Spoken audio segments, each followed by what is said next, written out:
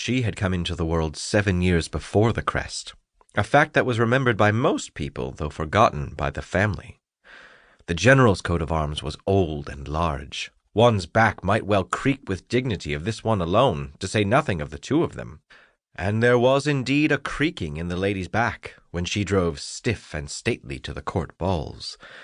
The general was old and grey, but he knew how to sit on a horse, and rode out every day with a groom at a respectful distance behind him. When he arrived at a party, it was as if he had ridden into the room on his high horse, and he wore so many decorations that it was almost unbelievable. But that was by no means his fault. When a very young man, he had performed military duties by taking part in the great autumnal war games that used to be held in times of peace. He always told an anecdote of those days, his only one.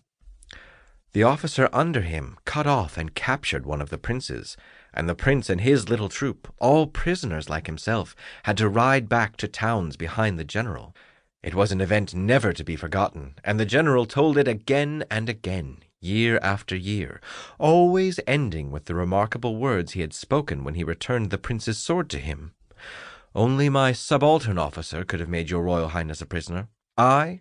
Never." Whereupon the prince answered, "You are incomparable."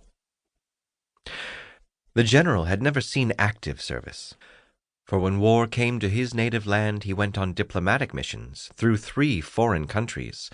He spoke French until he had almost forgotten his own language. He danced beautifully, and he rode well. Decorations blossomed on his blouse in indescribable abundance. Sentinels presented arms to him. One of the prettiest of the girls presented herself to him and became his wife. And they had a lovely little girl, so pretty that she seemed to have fallen from heaven. And the porter's son danced in the garden before her as soon as she was old enough to take notice, and gave her all his colored drawings. And she looked at them and was so delighted with them that she tore them to pieces. She was so beautiful and charming. "My rose petal," said the general's wife, "you were born to be the bride of a prince."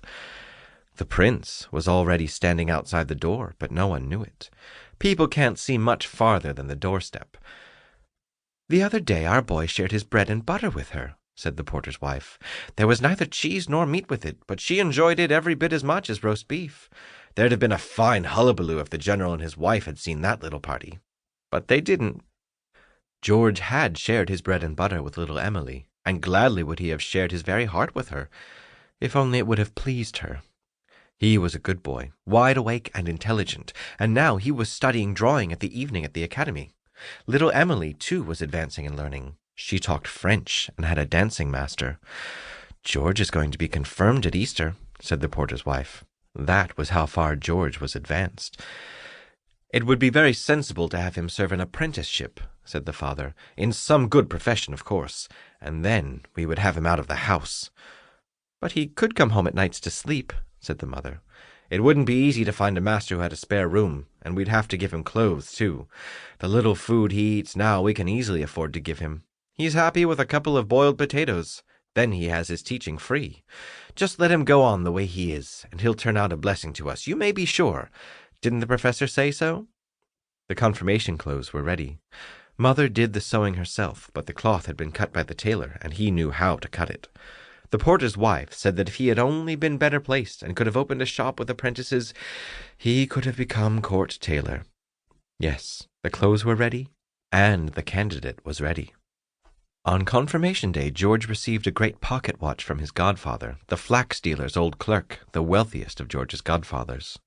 The watch was old and honored. It was always a little fast, but that's better than being too slow. It was a precious present, and from the generals there came a hymn book bound in leather, sent by the little lady to whom George had given his pictures. On the flyleaf were written his name and her name as his gracious well-wisher. This was written according to the dictation of the general's wife, and the general himself had read it through and said, "Charmant." "That was really a great courtesy from a family of such rank," said the porter's wife, and George would have to go upstairs in his confirmation clothes and carrying his hymn book to thank them. The general's wife had a number of compresses on her head, for she had one of her bad headaches, which always came when she was bored. She looked very kindly at George.